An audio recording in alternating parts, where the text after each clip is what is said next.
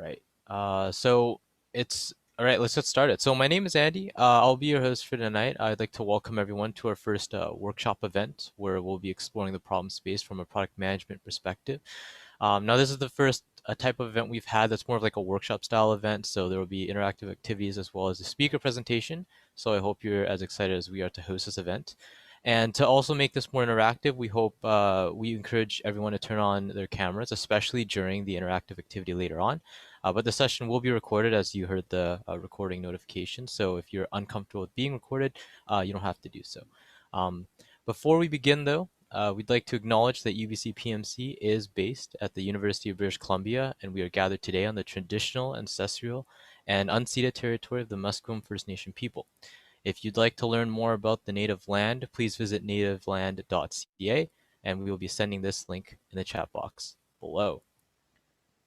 All right, so let me just run through the agenda for tonight. As you can see, we're at introduction, and right after this, I'll pass it off to our speaker, Alan, to introduce himself as well as to start off the presentation. After that, we'll have an activity and a discussion, which you'll be put into breakout rooms for, and Alan will touch up upon in more detail in his presentation. And then after that, we'll have Q&A as well as closing. For the Q&A, we will be using Slido. The code is here on the screen, both the QR code and the actual text code. We can also send the actual link in the chat below as well.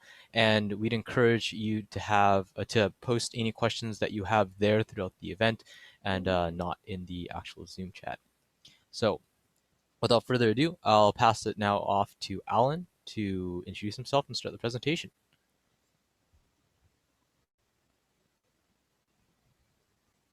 Alan, you're also on mute, by the way, and I'll give you the screen share.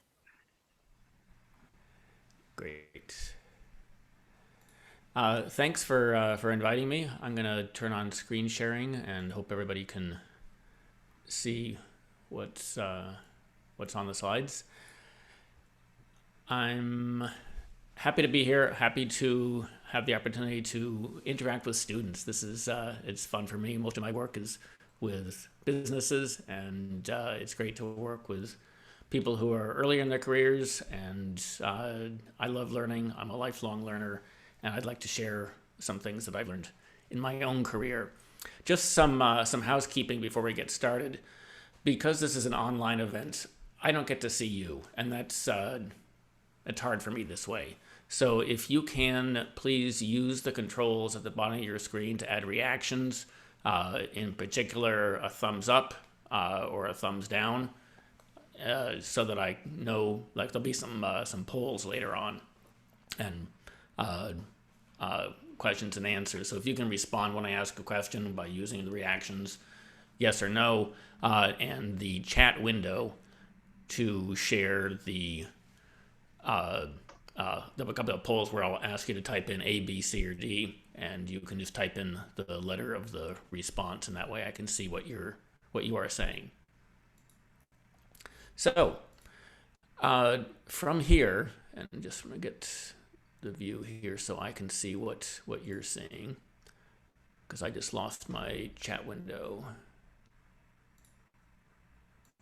There we go. So we're going to start off with a question. I'd like you to respond with thumbs up or thumbs down. Do you like my puppy?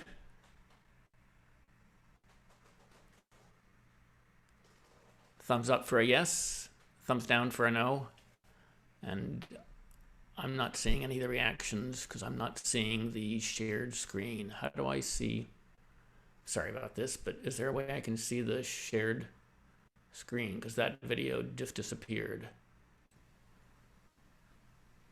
You'd have to click on the participants. I think there should be like a window with everyone's I see the participants. I don't see the Zoom window. I see my own slides, but not the Zoom shared slides. Do you see like my face or any of the Yep. other Yes, text I videos? do. I Cool. do. If you click the grid icon, you should be able to see everyone, and the reaction should pop up on Oh, the there we go. videos. Yeah, Okay, great. Okay, I'll just move that there so I can see what's going on. awesome. Thanks. Okay, so people think my puppy is cute. That's good. Uh, uh, Puppy is also friendly. Who likes friendly dogs? Nice. He's got really soft fur. It's not at all rough. Who likes soft fur? I just trained him to fetch. He's really good at it. Who likes dogs that can fetch? Love dogs that can fetch. That's great. And best of all, he's potty trained. So no need to worry about a mess. Everybody like a dog that's potty trained? So here's a question for you then. Will you buy him? He's for sale. Who wants to buy him right now? For real. Crickets. All right. I didn't even mention the price. Cheap. $10. Who wants to buy him now? Maybe one taker, possibly two. All right. Well, what's wrong with my dog?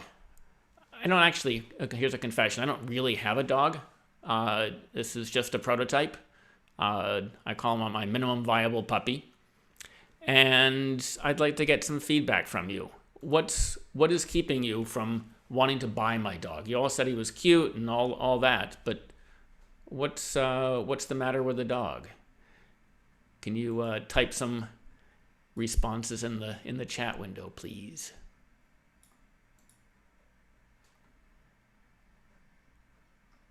Not complete. All right. Dog needs to be taken care of. Yep. And yep, they are sometimes a lot of work, high maintenance. Oh, yep, he is missing a paw. I haven't finished that part yet. Also lacking some fur, but that can be added. Okay, so what's going on here? This is a metaphor for conducting market research. And when we conduct market research, we often ask people, we show them a prototype of our product and we ask, do you like it? And the problem is that we often get the answers we want to hear, but we don't always get the answers that we need to hear. And so today we're going to be talking about how to get the answers that you need to hear and how to do better exploration and discovery when we're creating products. Now, creating products is really, really hard. I know I've created quite a few of them. And the unfortunate news is that most of the time we fail. And this is true of big companies and small companies, startups and well-established ones. Who wants to hazard a guess as to what % of all new ventures, new products, whether they're from big companies or small companies, or even just features added to an existing product, what % fail?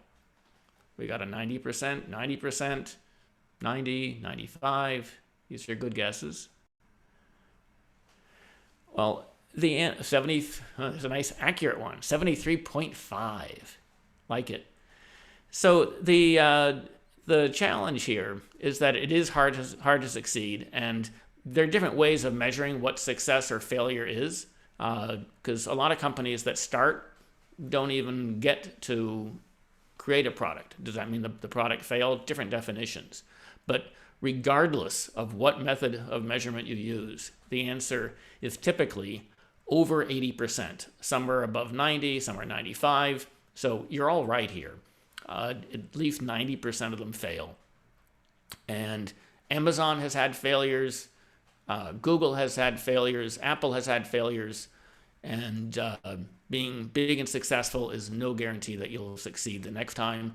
And starting from scratch is also really hard. I've tried it a number of times, and sometimes it works, sometimes it doesn't. So I'd like to share some stories of failure, a few of mine. And this one goes back a few decades. I did some design work for a company called Planet All, some user interface design. And Planet All was a social network. It targeted initially universities, Ivy League universities. This may sound familiar to some of you who know the history. And it was connecting people at universities and allowing them to connect and exchange messages and events and things like that. And it did not really take off. And it wasn't until about 8 years later that another company called Facebook came and realized that it was students and not alumni that really had the strongest desire to connect. So that did not succeed. Although Planet did get acquired by Amazon. Uh, Another company I led product management and marketing for, a company called High Point. We were in the home grocery shopping business. And we had a great product. We partnered with United Parcel Service, with Philips Electronics, and the design firm IDEO. Great group of people to work with. We created some well-reviewed products, allowing people to shop for groceries from home. But things never really took off, and we eventually learned that people would rather squeeze the bananas and tomatoes and choose their own fruits and produce than have them delivered. And there are delivery services today, but nowhere near as popular as companies like Amazon selling other kinds of products. And more recently, I co-founded a company called Jump that was targeting especially tennis players and other non-team sports, letting people connect with each other. And we got lots of people to sign up, but not enough wanted to pay for the service to make it be a viable product. All of these ventures failed. And I've had a few successes as well. I sold one company to Apple Computer and have had products that were highly rated and reviewed, but succeeding is hard. After a bunch of failure, you begin to wonder why this happened. And there's a great book that any aspiring product manager should read called Inspired by Marty Kagan. And he identifies 5 key reasons why products fail. Up at the top is value risk, really asking, will enough people want it? Will they want to buy? Next one is usability risk, whether people can figure out how to use it and enjoy using it. The feasibility risk is referring to whether it's actually buildable. Can we make it? Can we make it work? The business viability is, does it work for all the aspects of our business? Can we bring it to market? Can we communicate with our customers? And the last one is often overlooked, but it's the ethical risk. And that it really asks the question, should this product be built? So I've got a quick poll that I'm hoping you can type an answer into the chat window. Of all these risks, if you're bringing a new product to market, put yourself in the mindset, you're bringing a new product to market, which risk should you focus on first? Type the letter of the one that you think is the most important to focus on initially.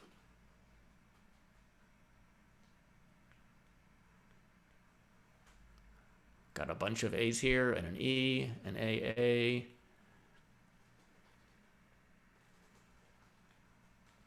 All good answers, but the winner is indeed A.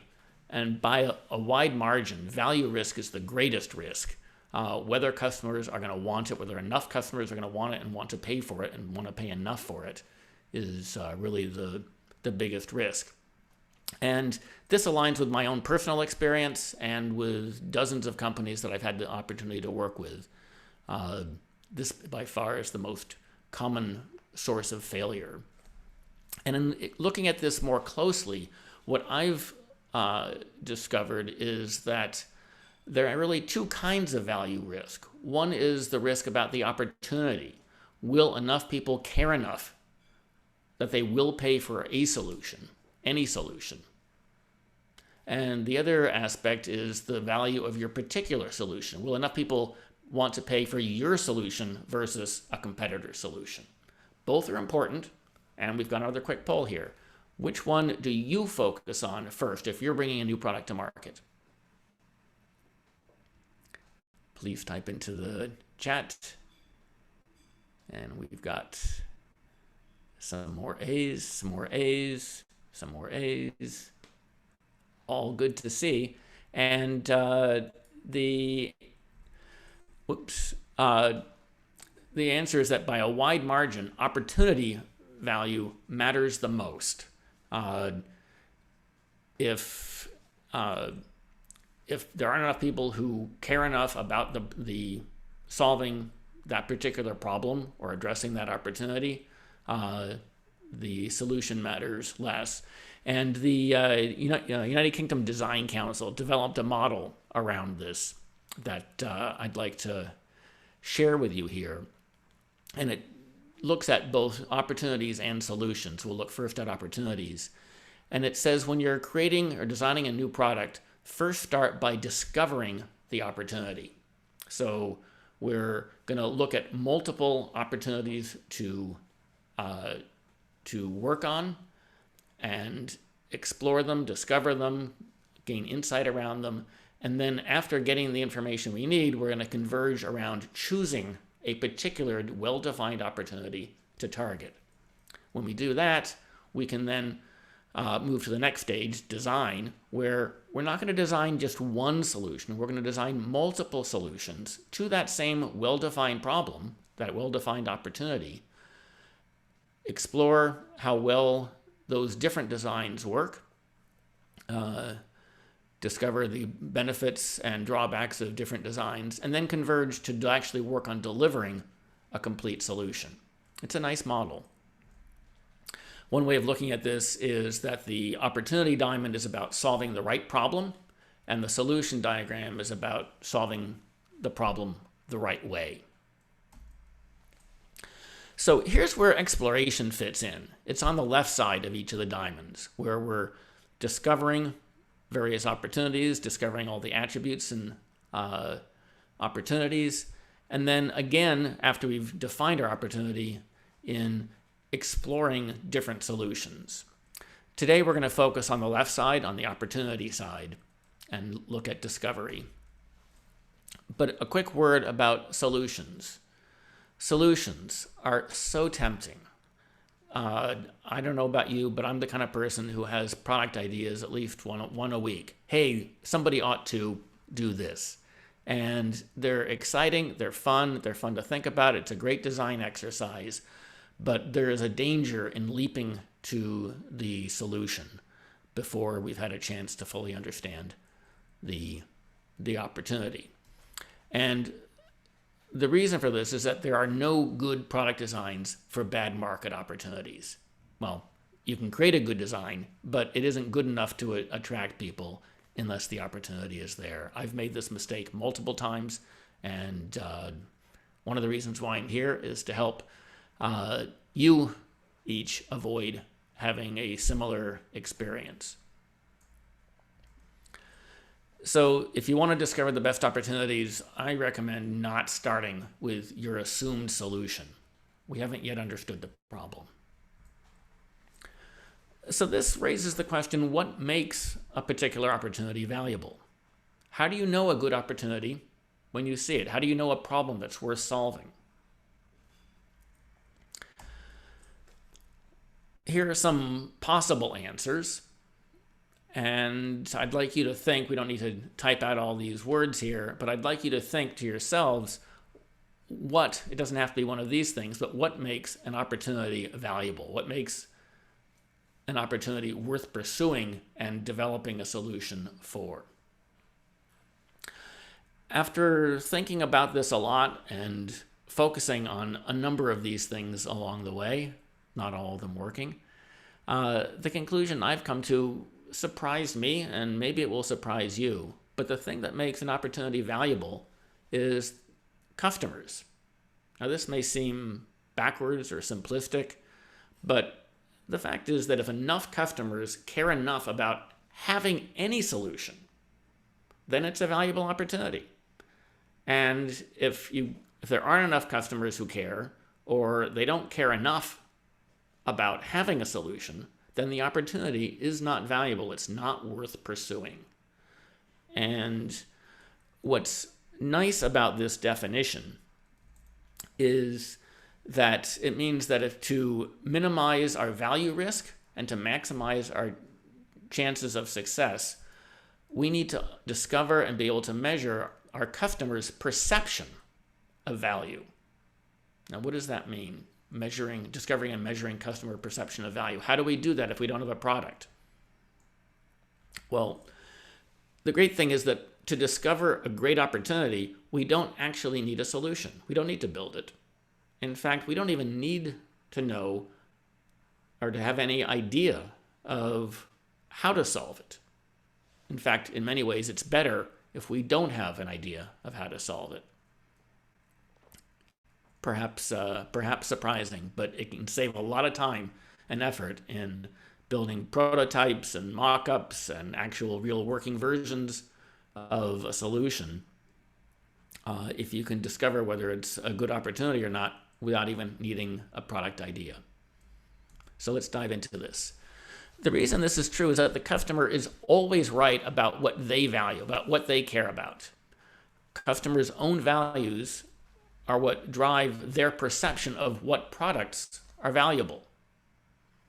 So that means that customers' perceptions of value can determine the value that they will have in seeking a solution, the effort they'll put into finding one, and the value that they'll pay for any particular solution of any value. Their own values, their perception of value drives how important they think it is to them. And there are many companies that try and change their customers' values. They try and educate the customer as to why they should want a particular solution. And companies that try and educate the customer and tell them why they should want something, those companies tend to fail because customers' values change slowly. They're hard to change. It's costly to reach them. And it's far easier if we start knowing what our customers value and building a solution that delivers that value than the other way around.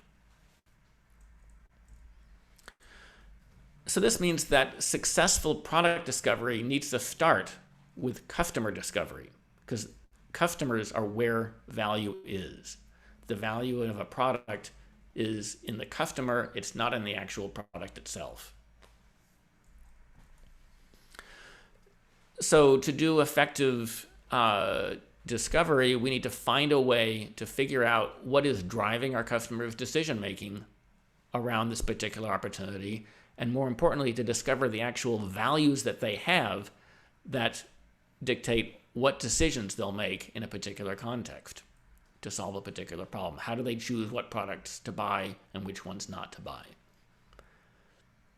Fortunately, this is knowable. We can discover these things, and I'd like to share with you how.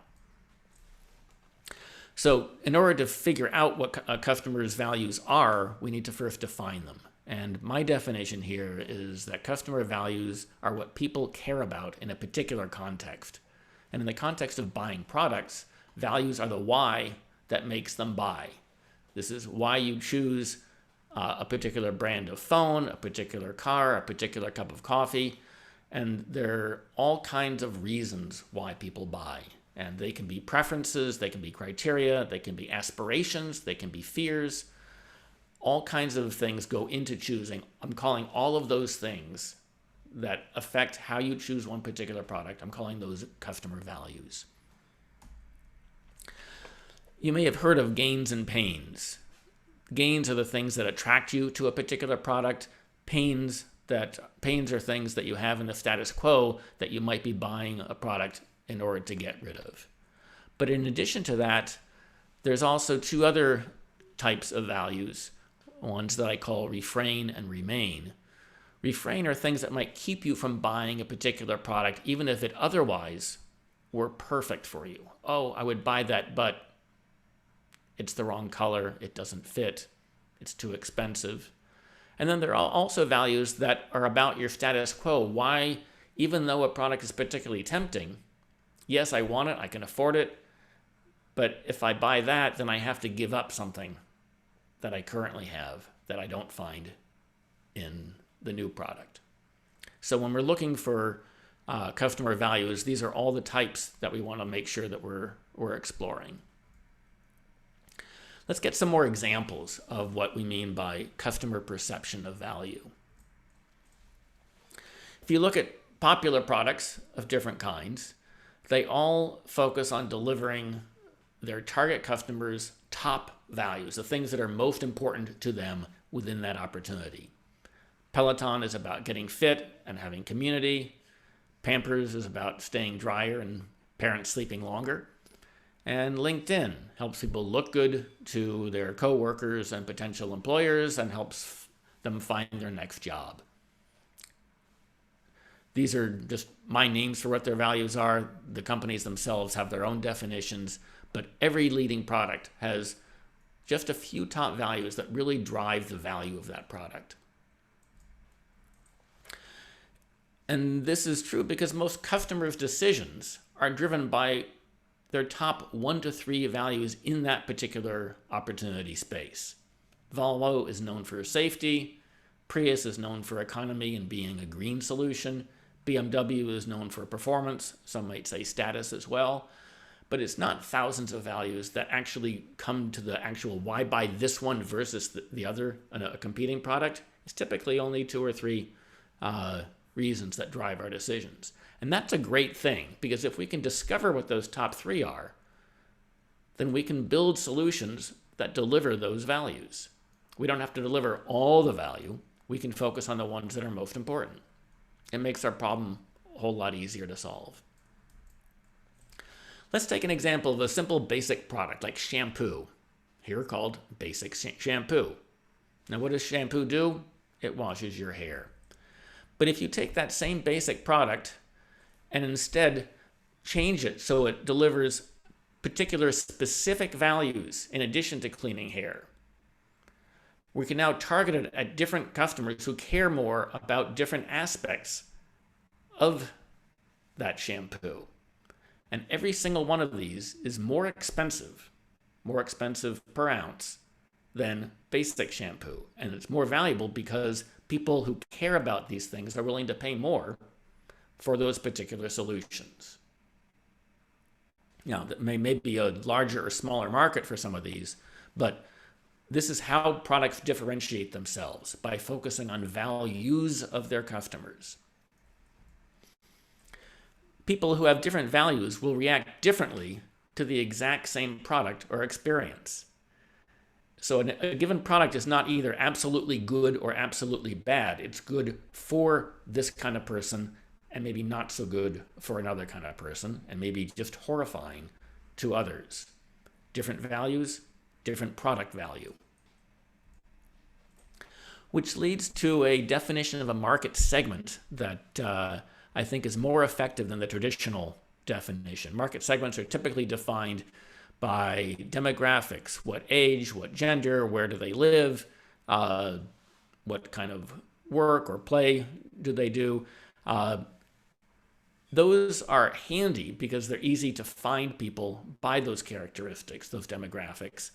But I think that a better definition of a market segment is a group of people who share the same perception about what is most valuable in a particular context. If you and I buy the same skateboard, for example, for the same reasons, then we're in the same market segment, even if our demographics are quite different. It's what brings us together. It's what forms community around particular products that have social aspects as well. If we're there for the same reason, we're in the same segment, no matter what we look like. So with that as background, the question is, how can we discover the best opportunities? How do we know a great opportunity when we see it? Well, to discover it, I suggest that we start by focusing on the values of one audience at a time, because there are different audiences within a particular type of customer, particularly when we're selling to businesses. Businesses have different roles that play different parts in a decision-making process. Even for consumer products, parents buy things for their children. Spouses may buy things for their partners. And distinguishing the buyer from the user and understanding who is making the decision is really important. So we will pick one audience and not lump them all together, because they may have different reasons for choosing. Also, when discovering values, it's useful to look at one decision context at a time. Typically, we're looking at the buying context, why buy? But once we've bought, do they continue starting to use it and persisting along the path of becoming an ongoing user of a product? That's a different decision context. Do I keep on getting up to speed, actually using the product? Am I happy using it, or am I going to stop using it? Will I recommend it? Should I decide to recommend? Is another decision context. And another decision context that we can look at, particularly for subscription products, is switching to another product. That's a decision. And each one of these decision contexts can be explored separately. It's tempting to look at all the audiences and all of the contexts all the time, but if we lump them all together, we're falling into what's sometimes called the flaw of averages. If you average between two things that are different enough, you end up in between them with data that applies to neither. If you average a dog and a cat, you don't get any real animal.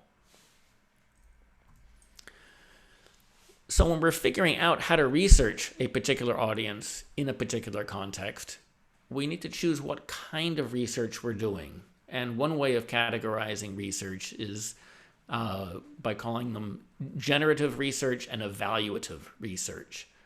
And you're familiar with both of these kinds, whether you know the names or not. Generative research is when we're discovering something we don't know about. Exploring is generative research. And we typically do that through interviews and observations. We don't know what we're looking for, but we're seeking insight. And we're hoping to use that insight to generate hypotheses that we can later test or evaluate, which leads us to evaluative research. And that's about comparing and measuring things that we know about. They can be different versions of a product or different markets to choose between. And we typically do evaluative research by tools like surveys or metrics. And we're seeking evidence, possibly to test a particular hypothesis. These are two broad categories of research. My question to you is, given these two different kinds of research, if we want to discover opportunities, which tool should we use? Generative research or evaluative research? Whether you type the answer or not, I think you're all following along and can see that generative research is more effective here because we don't know about this opportunity yet. We're looking for insight into it. And to do this well, we need to approach it with a very open mind. If we come into it with a lot of assumptions, it may lead us in the wrong direction. So when we're conducting this kind of research, we need to ask questions in a better way. We need to know that we actually don't know the answer. We need to stay away from testing individual solutions. That's more like evaluative research. And we want to focus on the values of our customers, adopting a child mind, open to anything, exploring all hypotheses, not just one at a time. And our goal here is to try and be surprised by what we learn. Because if all we discover is what we thought all along, all we're showing is that we've learned nothing. And if we're going to learn nothing, then why conduct the research? It's also important to listen to our customers in different ways, expecting not confirmation of our ideas, but instead expect our assumptions to be proven wrong. We want to let go of our ideas and listen to their values, what's important to our target customer. And even going beyond just understanding what they say, trying to feel what they feel, trying to see the world through their eyes, seeking empathy. It is really, really tempting when doing any kind of research to have bias creep in. And it creeps in whether we want to or not. It creeps in because we're human and we are all biased people. Bias is a shorthand for making a quick decision versus a well thought out decision. We can't go through life thinking through everything, and so we make quick decisions, but sometimes those quick decisions lead us astray because we're not looking at all the information. There are two particular biases that I think are worth calling out here because they are particularly insidious and they creep in when we're doing this kind of research. One is what's called egocentric bias. And an example of this is in thinking that our perception of what's valuable, what makes a product good, is the same as what our customers are going to think. Now, if this were true, everybody would think just like me. Everybody would buy the same products, and there would be one perception of value. But this just isn't the case. And so it's really easy to fall into the trap of thinking that because I like it, it must be good, and therefore I'm going to put it in my product. The other bias to watch out for is innovator's bias, which is, I thought of it, it must be good. Similar to the egocentric bias, but the way this plays out is it's really, really easy to find evidence to support an idea. And if it's our own idea, we're really likely to see that evidence and to ignore things that might point us in another direction. So, two things to watch out for in conducting research. This is actually why the "Do you like my puppy" example is here. This is an example of both of those kinds of bias. It's my puppy, I like it, you must. And I think that because I like it, it applies to everybody else. So let's move now into a value discovery mini workshop where you're going to get to try your hands at discovering values of somebody here today. And before we dive into it, I want to give you some guidance as to how to go about this. This is a quick overview. When I work with companies and doing this kind of work, there's considerably more training and practice and focus on that particular company's business objective, their customers, their target market, etc. But the nice thing about value discovery research is that it can also be done in a quick and dirty way. I like to give you a taste of this, and if you like this, there's lots of opportunities to practice in the real world. So we're going to use interviewing, which is a form of generative research, to try and discover our customer's perception of value. Here's how we go about it. Our goal is to discover the values and motivations of one target audience in one decision context, usually targeting the buying decision, but it doesn't have to be. It could be, why do people start using my product and why are they leaving? There are values that lead them to do that too. And this is based on the idea that our decisions, in particular our buying decisions, but this actually applies to pretty much all our decisions are driven by our values in a particular context. We change the context, different values will drive our decisions. But this means that if we want to discover the values that matter for this opportunity, we need to study one target audience in that one decision context, and we will discover the values that matter to those people. They have other values, but only some of them matter in this particular context, and those are the ones that are going to be driving their decisions. It's essential, if you want to have efficient research, to have a very tightly defined audience. When companies are coming up with new products, they're encouraged to define a very large total addressable market. How big could this be? They need to show how big it could be to make sure that it's worth pursuing in the first place. And also investors want to know that it's a big market, because why invest in a small opportunity? And employees want to know that it's a big opportunity. People like building products for more people rather than fewer people. But it's hard to come up with a product and immediately start selling it to everybody. So companies define an initial target audience. And that's usually smaller than the total addressable market, but it's easier to reach. But for our research, we want to go even narrower and target a highly specific research audience. And we'll get into how to target it more precisely, but I'd like to give you an example here. Amazon. I know you're all familiar with Amazon. They have a huge total addressable market, but their initial target audience was just people who buy books. And they chose that because they knew that the values of the people who buy books were they wanted a big selection, they wanted to be able to order it conveniently, and they wanted a good price.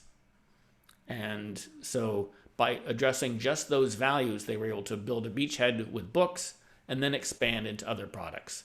Starting with everything is too hard. But for our research, we want to get even narrower. And we want to interview only our ideal customers. So if I want to know about designing a dog, I want to interview dog lovers. Not just people who kind of like dogs, but people who really, really like dogs. So we want to interview people who have proven by their own actions that they care about the area that we're researching. And we can know that they care because they have already bought a similar product or even perhaps an earlier version of our own product. That proves to us that they are at least interested in a good solution. And similarly, we also want to select only those who we most want to attract. Do we want to sell to big companies or small companies, or to people with a lot of money, or those who want a low-cost solution? We want to choose who to interview, people who we most want to attract, because we're going to learn the values of those people, and we might as well interview people who have the values that we're trying to attract so that we'll learn about their values. It makes the signal to noise ratio a lot stronger by getting those who are in the perfect bullseye of our target. That doesn't mean that we're not going to sell to people who are not in that bullseye, but it means that it's easier to detect the values if we're focused on those that have the most intense caring for having a solution. When we interview, we're going to focus on a couple of things here. One is their behavior. What did they do? What past actions did they take when they went through the process of making a decision? Because the actions that they describe are going to be true because they did it. They're not going to be talking about hypotheticals. Well, I would do this and I would do that.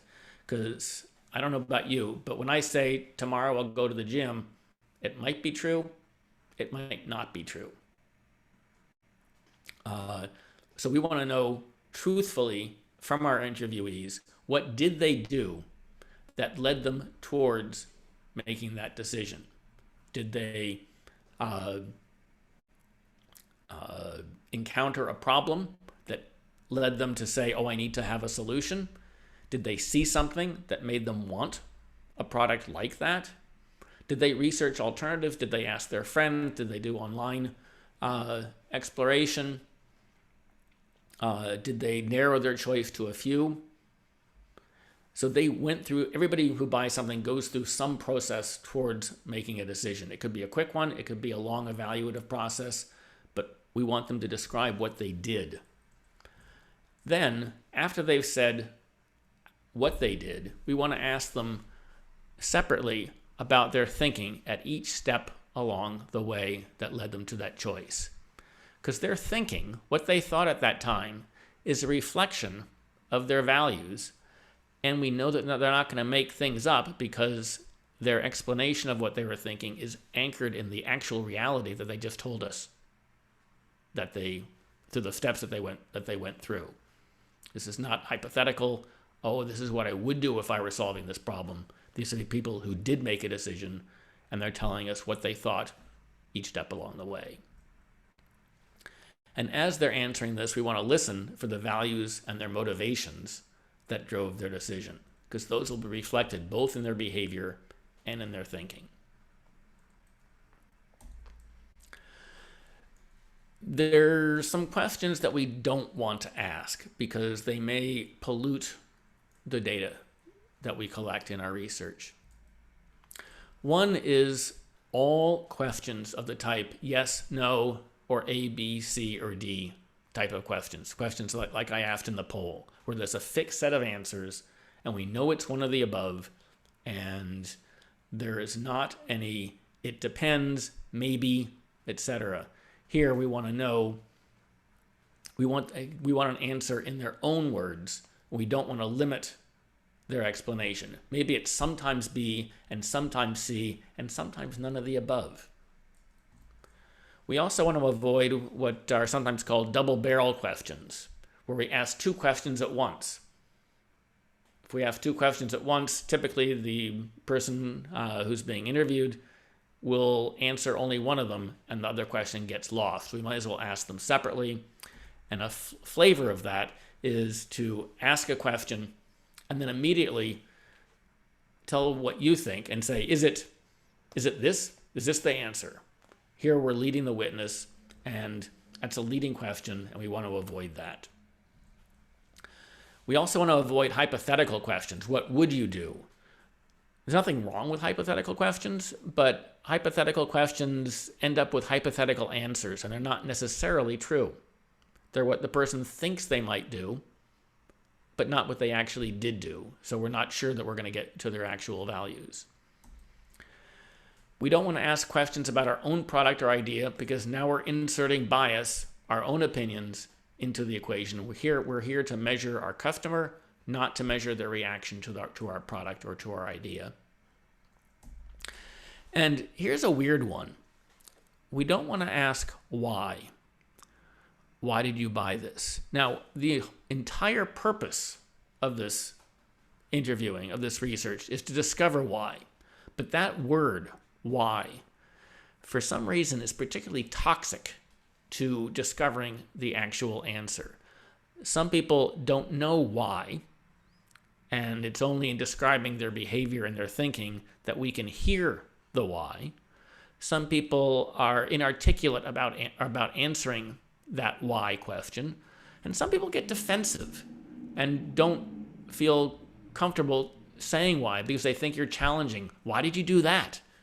And so by avoiding using that particular word, we can get better answers. Instead, here are the kinds of questions that we want to ask. We want to ask open-ended questions. How did you do this? What did you do? Tell me a story about when you, and get them to use their own words. The questions are about them and their behavior and their thinking. They're not about you or your product. We want to ask about their journey towards making that decision, starting from deciding to act, to take some action, to making their final choice, and about their thinking all along that way. So now we're ready for our mini workshop. This is where you get to try things out. And we're going to follow this method that we just described. So we're going to pair up in breakout rooms. Don't go there yet, but you're going to go into a breakout room and you'll be paired with one other person here. One of you is going to be the interviewer. One of you is going to be the interviewee. You can work out which one of you wants to be which. And the interviewee, the one who's being interviewed, is going to name a product that you recently thought about buying and bought.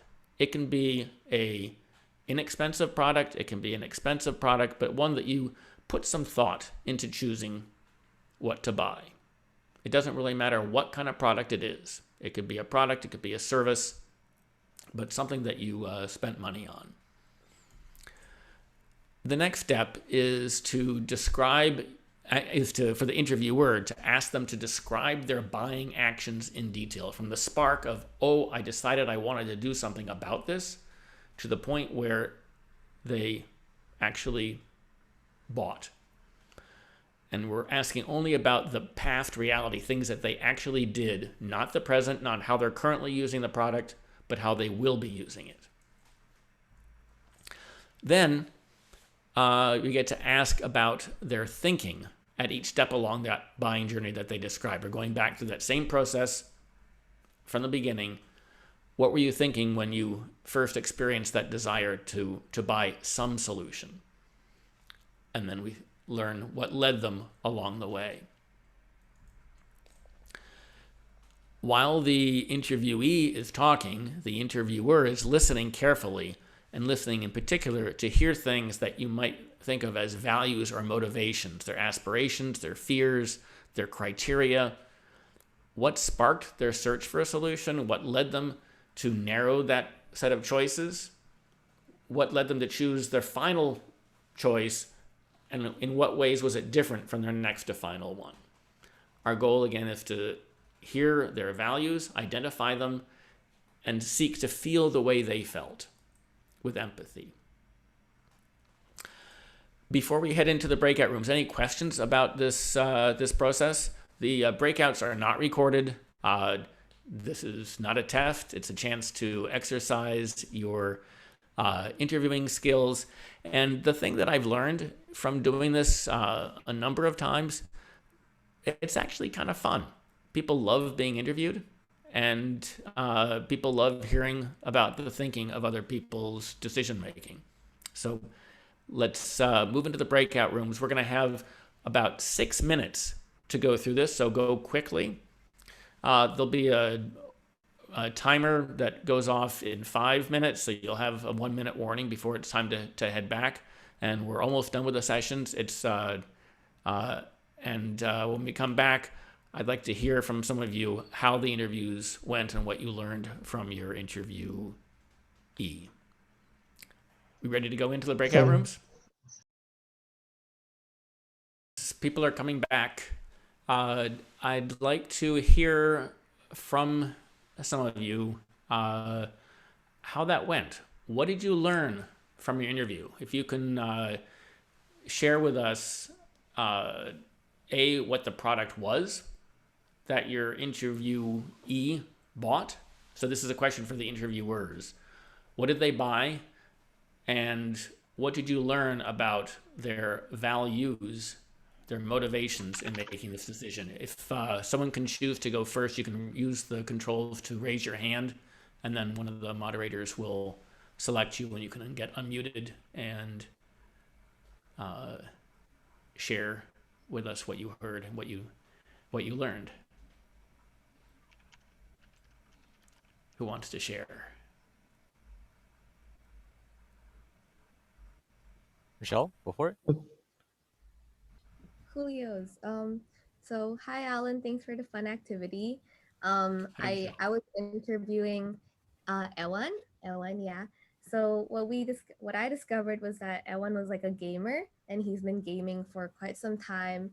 And the product that he was purchasing was like a gaming desktop by Alienware, and he bought it during Boxing Day discount on a whim because it was from 4K and it became 3K.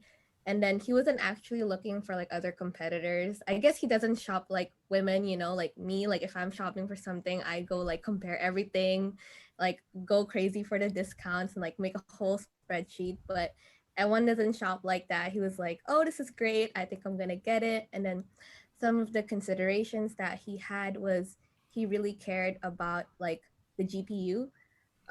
He was telling me all about like how his game wouldn't run if it was horrible. Like he would have a bad experience if he lags his Call of Duty game. Oh no, that would be good for his scores. So that was really interesting for me because I'm not a gamer.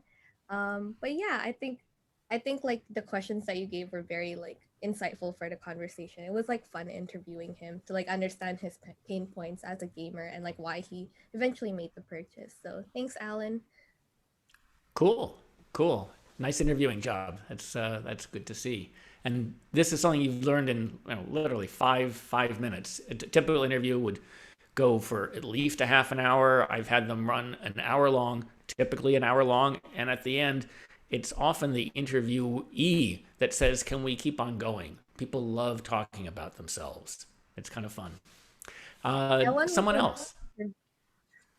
Sorry, go ahead. Oh no, I was just saying it's because Ewan was a great interviewee, so that's why I could get a lot from him. Oh, that's great. That's great. Good job. Somebody else want to share their experience?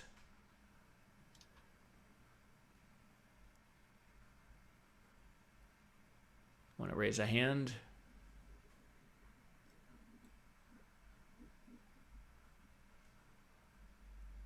Oh, Ridpick? Yeah, sure. So actually, I joined in the room a little bit late. But yeah, essentially, what we were discussing was a table, so a sort of like a study table, and essentially the idea was, you know, you had the option, and one of the best options to go for with furniture is obviously IKEA. And so my interviewee was really seeking that product out. And obviously, one of the big advantages of IKEA over other companies, maybe like online retailers, is that you can actually go in person and check out the desk. Versus Mm. if you were to shop on Amazon, obviously the most sort of tangible thing is just a picture. And so that was obviously one of the things that made IKEA also a lot more attractive. And it was unfortunate that they didn't have it in stock, and it almost sort of forced the interviewee also to go and buy it off of Amazon. So Mm. that was something that was interesting. That's great. That's great. So the value of tangibility versus in the gaming experience, the value of not having lagging. Uh, Yes. Key values that you can learn. In a longer interview, I mean, we typically will explore, you know, a dozen or more, 2 dozen potential values and learn about each of them and which ones are strongest. But in a short taste like this, we're just getting a flavor of this. So, uh, with uh, with those two examples, it's clear that you've got some new powers of discovery that you can use in any project that you're doing, any new opportunity that you're looking at, whether it's for a whole product or even for just one new feature on an existing product. We can discover and learn about that in new ways. As context, where we were focusing was in the opportunity space and discovering things, figuring out that we're solving the right problem. Once we uncover a number of different values, we can identify which of those values are the most important ones and converge on a definition of the opportunity. The opportunity is to design a furniture store where you can buy it in person and the products are in stock. They're easy to assemble. These are not features. These are values of the customer. They're not features of the product that we're seeking here. And these values define the opportunity. And there can be value number one that's most important, value number two that's most important. Every successful product has a few top values that drive the, the definition of what that product is all about.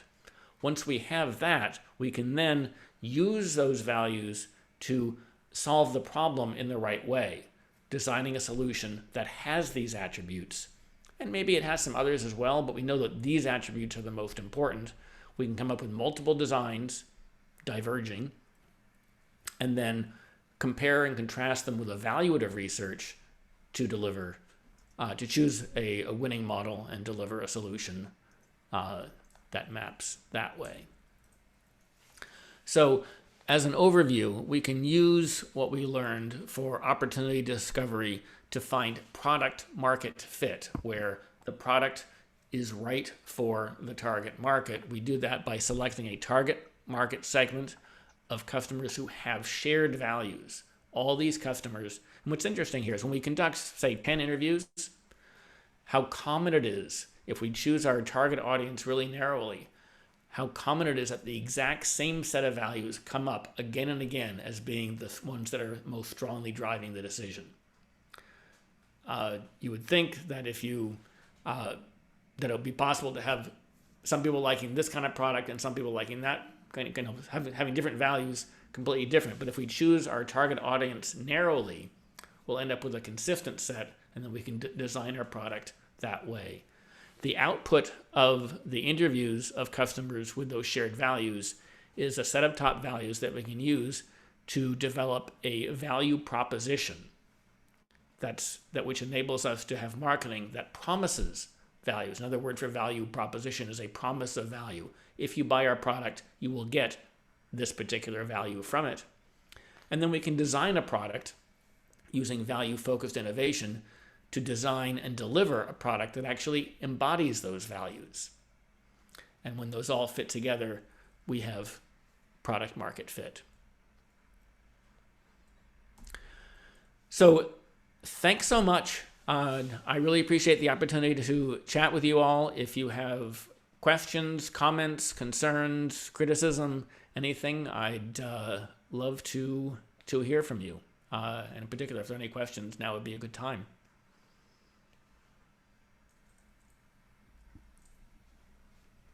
And I will stop my screen sharing, and Cool. we can, if you have questions, you can enter them in the chat window. Yeah. We also have Slido too, so we can also pull that up. Oh right, too. oh right. Sorry. I don't want to use a different method, so do it your way. I'm going to stop sharing here. Awesome. So we'll now transition to the Q&A.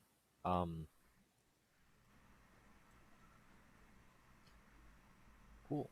And we'll also throw down the link again. If you have any questions, feel free to throw them down as we're uh, talking through these. So I guess we'll start off with the first one. Could you talk about an example where you created a solution and later found out that it was a bad market fit? How would you avoid that next time? Yeah, I've been fortunate or unfortunate to have done this a number of times, both with my own companies and working with other people's companies as a consultant and advisor. And I gave some examples in the beginning with the Planet All social network that had bad market fit in that it was targeting, as its initial market, it was targeting alumni of universities, whereas Facebook, which 8 years later tried pretty much the exact same idea, but started with active students, the desire of students to connect with each other was far more strong than the desire of alumni to connect with each other. And that difference was what made one of those products wildly successful and the other one not at all. So had Planet All first interviewed alumni or students and compared the values of those two audiences, the value of alumni maybe already knew how to get in touch with their existing friends and didn't need a social network to do that. Whereas the students, well, you all know the story of how Facebook started. The desire of students to connect with each other was far stronger, and what those motivations are is clearer. Does that help address the question? I mean, there's all kinds of ways. I've created products that were highly rated, but not enough people wanted them. They just did not care. And it's embarrassing to admit this, but I have spent nearly a decade of my life working on solutions for which that was a bad opportunity.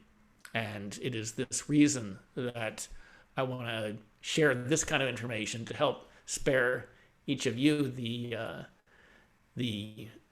experience of working on a product that never reaches product market fit. Mm-hmm. With those experiences, though, I'd assume that you've like as you presented in your presentation, you've done a lot of customer discovery and talking to customers. Like what made you decide ultimately that it was a bad opportunity and to uh either pivot or move on? Yeah, running out of money is a high motivator for knowing that you need to pivot. Hopefully, we discovered that earlier. Uh, and sorry, this is an example of a double-barreled question. You asked two questions, and I've already forgotten one of them. Can you can you repeat the other side of that question? Yeah. So I believe the first part was you've talked. I think it was just one question, but I mentioned that you've done. I'm assuming you've done a lot of customer discovery, And Yes. like, when did you decide that it was a bad opportunity? Because within your experiences, like I'm sure that you've learned over time, like more and more, like what to look for and like the questions to ask and how to better like figure out the values. But like, at what point do you realize, oh, it's actually not a good opportunity? Yeah.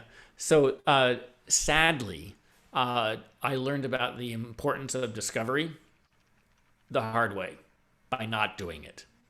I jumped quite straight to the second side of the double diamond. And this is the way most companies start. They start with an idea and they start researching with evaluative research how uh, how people react to a particular idea, and it's really easy to get positive feedback. I am guilty of doing "Do you like my puppy?" research for much of my career. I'm not proud of it, but I'm sharing this to help people not do that and not jump to that, because it's easy to get supporting evidence.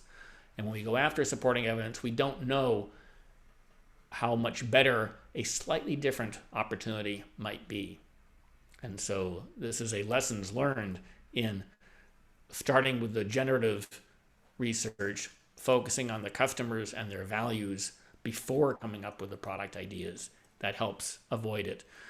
You know when you don't have product market fit because the money is not pouring in, because it's hard to find customers. You have to advertise a lot to get a few. The ones that join don't stay around. It's pretty clear. But when that happens, it's very tempting to say, "Oh, well, we'll just add one more feature, and people will like it then." And my experience is that that is rarely the case. If you take a product that people don't really care about and you add one more feature, now it's a product they don't care about that has another feature. It's not a product that they care about. Hmm. I see. Awesome.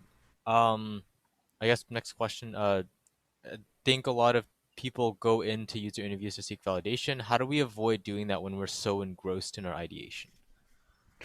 The first step is knowing that you've got a problem. Uh, the I mean, it is so tempting to seek validation. We do this in our regular speech. We want the acknowledgement that we're doing something good, that people like it, and it's so easy to get positive feedback. Uh, I was talking with an entrepreneur that said that they were starting out by giving their product away for free, and they were so happy that they were getting just like ravingly positive reviews, all these happy customers. And I asked him what it would be like if he were opening a restaurant and had free food. How would the response be of the customers of the restaurant? Yes, they would be very happy to have the free food and be very appreciative, but would they pay for it? It's a different measure.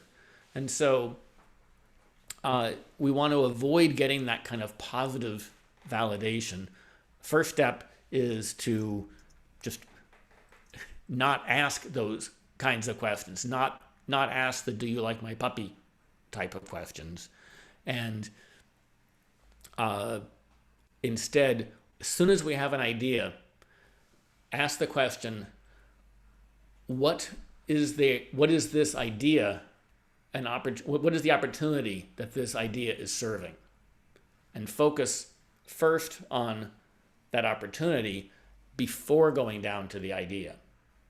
Because for any opportunity, you come up with multiple ways of solving it. And the idea that the first idea you think of is the best way of solving it is both rather egotistical, that the very first idea is the best of all possible solutions, but it's also rather self disparaging simultaneously. If you think that your first idea is the best you'll ever have, well, you're probably smarter than that. You can probably improve upon that idea.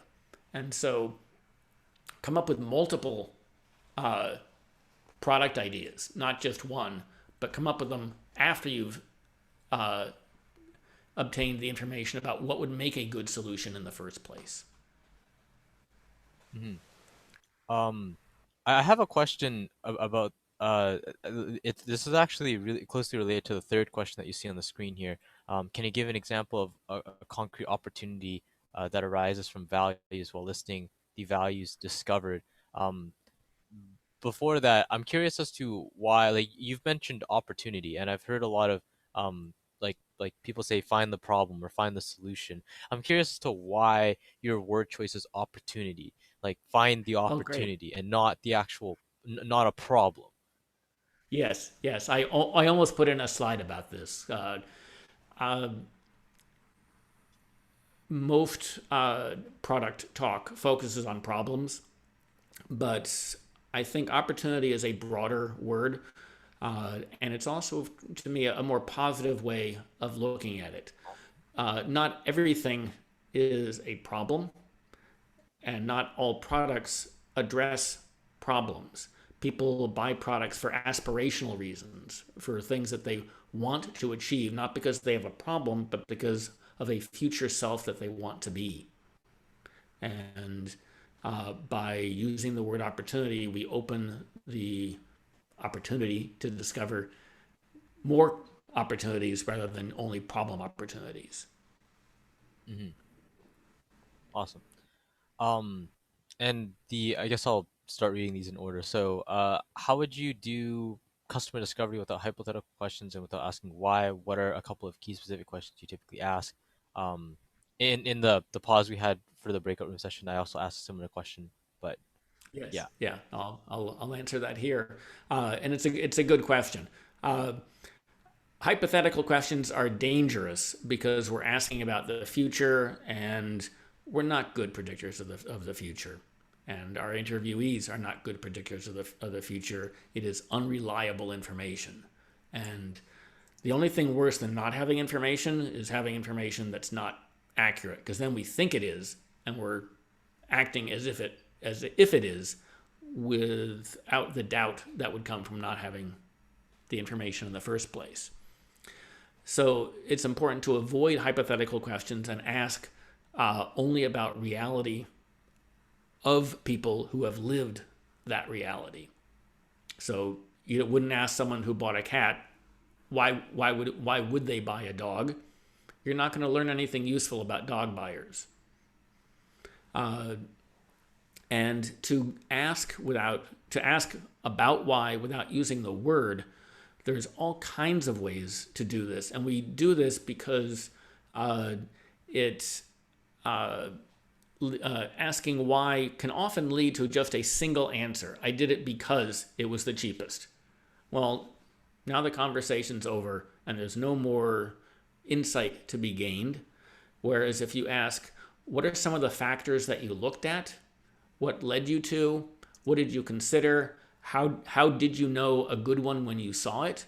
What are the ways that it stood out to you? There's all kinds of things that you can ask other than why that will elicit a far more nuanced answer, far more answers, and you can ask about how particular values that they already have mentioned played out against each other. Because some values, not all values are more is better. Sometimes I want more of this up to a point, and then this other factor becomes more important. And if you can explore how the various values relate to each other, you gain a far more insightful and nuanced understanding of that customer's decision making. Hmm. And for clarification, when you say don't ask why, do you mean avoid the word entirely or just avoid the Yes. situation where you only ask why? Okay, interesting. No, avoid the word entirely. Any why Okay. question you can ask without using the word, and it's not that every answer that you get to a why question is going to be bad, but it is not as good often enough that it's always worth choosing a non-why wording to achieve the why answer that you're looking for. Hmm. Cool. Next question is how long does it usually take to achieve market fit from your experience? Ah,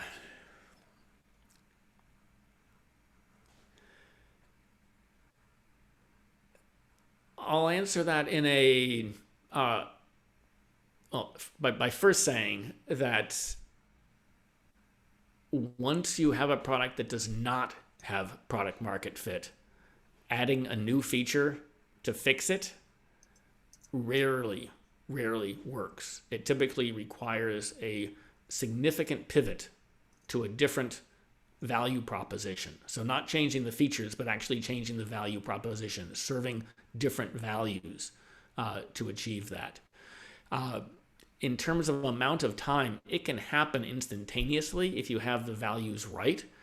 The first versions of most disruptive products are actually quite terrible in terms of the quality of the product. The very first digital cameras were terrible at taking high resolution photos with good color rendition. There was terrible shutter lag, but those cameras did address the problem of getting a picture on the internet far better than film cameras. So because they provided that one value, they instantly had a market. And then along come smartphones with cameras in them, and those cameras were worse than the digital cameras. But for people who cared about sharing, the value of sharing those images with their friends immediately without having to take a card out of the camera and upload it to their computer and then go onto Facebook or another social network and share it that way. From a phone, you can share it immediately. For people who cared about that, the worst camera quality was okay because it delivered on that value. So if you deliver on the value, you can have a far worse product and still succeed. But if you don't have the values aligning with what your customers already care about, it can take forever because adding more features will not get you there. Mm-hmm. And I'm assuming with regards to like the length, so what this question is getting at, I'd assume it varies like too much across different products for you to give an actual concrete answer on. Yeah, hardware, like physical products, have a different amount of time to create than software. Software you can change quickly. Mm-hmm. None of the products that I've worked on that were successful ever worked or ever reached product market fit in their first conception. They all required a pivot to often something completely different. But some people get lucky on their first go. But small changes when you don't have product market fit rarely get you to the product market fit. It takes bigger changes. Cool. Next question. This will be the last one on the screen here. Any tips on designing surveys for evaluative research? How do you know if the questions are too specific on or too broad? Oh, that's great. Uh, for evaluative research, surveys are great because you can reach a lot more people. And there we're often looking for statistical significance, whereas with generative research, it's not statistics that we're looking for, not significance that we're looking for insight. The danger in surveys is to list what you think all the alternatives are and not have them be all the alternatives. Because people often don't know which one to choose. So make sure when you're designing any survey question to make sure that the answers that are there cover the entire gamut of possible answers. And if you don't know the entire gamut of range, include an other and a blank. Make them short, make them specific, and only ask the questions that you need to know to answer the decision that you're trying to answer.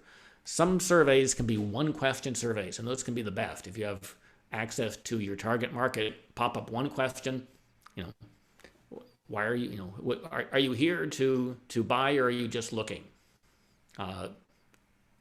It's a one question survey. It can pop up and you get the answers. You get a lot of data really quickly, and it's not difficult to recruit people for a short survey. The longer the survey, the fewer people will respond.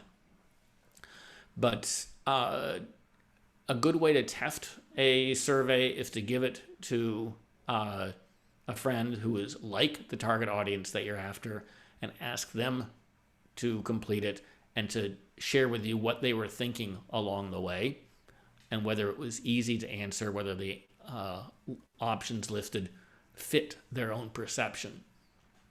It's very easy to have a leading survey, and there's some good books on doing those kinds of surveys and also interviewing as well, and lots of good examples there as well.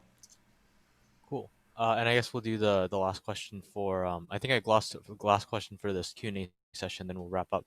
I glossed over this one earlier, but can you give an example of a concrete opportunity that arises from various values while listing the values discovered?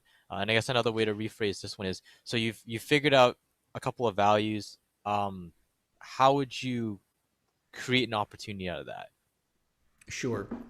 Probably the best way to give an example of this is to take a successful product and reverse engineer the values that that successful product embodied and show how those values led to the design of the product. So a great example that I love to use is the MacBook Air, best-selling laptop of all time. When it first came out in 2008, it was just like every other ordinary laptop. Cost $1,000. It had an OK keyboard, 13-inch screen, but it was different as well. It lacked a CD-ROM drive. It only had one USB port. It was slower than the average laptop. Its battery was not replaceable. It did not have an Ethernet port. It only worked on Wi-Fi. It was worse in every single way than every other laptop at that time. But it was the lightest laptop by far. And it was the only laptop that if you carried it around with you all day, the battery would last all day.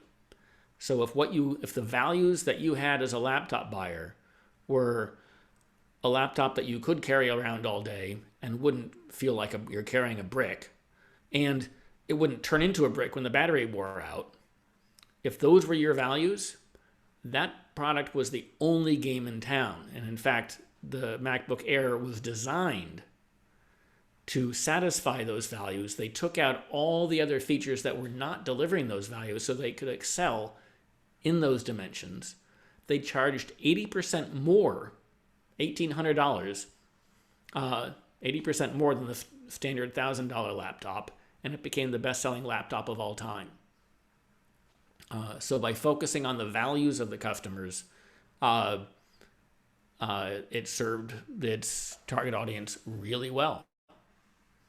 Other examples, Amazon focusing on selection, price, and convenience. Those values helped enable Amazon to become the best store out there. Airbnb focuses on unique opportunities and performed better than any physical hotel, even though they didn't have maid service or restaurants or any of the other standard hotel amenities. By focusing on particular values of unique local experiences, they carved out a target market. Awesome. And I think that example of the MacBook Air really solidifies a lot of the topics that you touched up upon today. So I think that was really great. Cool.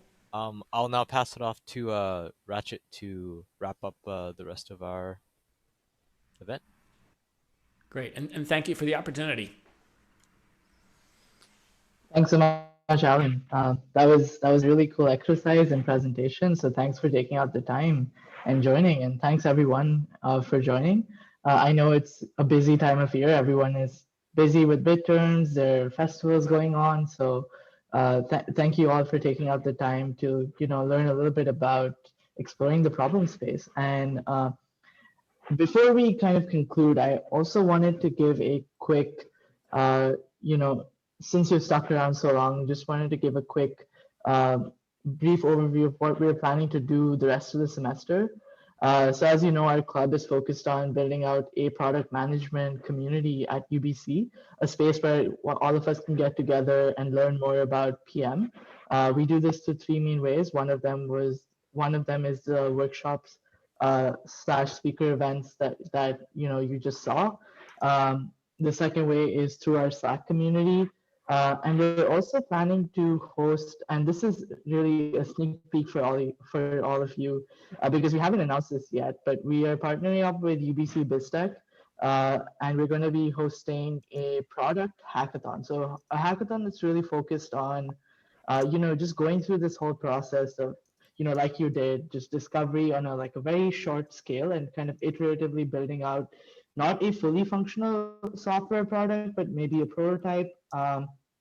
And we really want you to be able to go through this process and apply what you've learned at events like these in an actual product that you build. So just wanted to give a quick plug to that. You guys can, sign up for this event if that's something that excites you. And this is, upcoming. It is scheduled for March. So yeah, just wanted to give a quick shout out to that. And yeah, if you want to learn more about our community and you aren't on the Slack yet, that's one of the best places to be, because that's where we post announcements to all these events, as well as we have a new virtual coffee chat where you can get to know your peers and connect with them. So feel free to join the Slack. The links are all on the slide, as well as our social links. So yeah, thanks so much, everyone. Have a good rest of your evening, and yeah, we'll see you around.